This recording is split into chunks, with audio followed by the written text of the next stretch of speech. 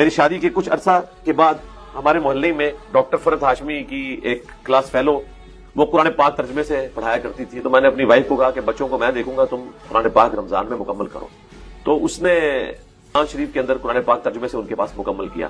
And پہ میں نے اس سے پوچھا کہ تم نے کیا سیکھا؟ اس نے کہا کہ جس خدا کا تعارف مسلمان معاشرے نے مجھے کروایا تھا، میرے ماں باپ نے کروایا تھا، وہ اور ہے، قرآن کا خدا اور ہے.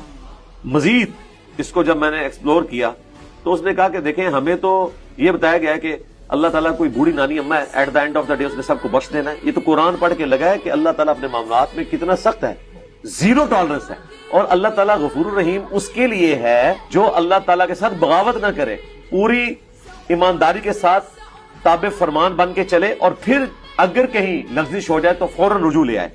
نہ یہ کہ آپ بغاوت کی زندگی گزاریں اور کہیں کہ خیر ہے اللہ معاف کر دے گا، جو کچھ بھی ہے تیرے محبوب کی امت سے ہے.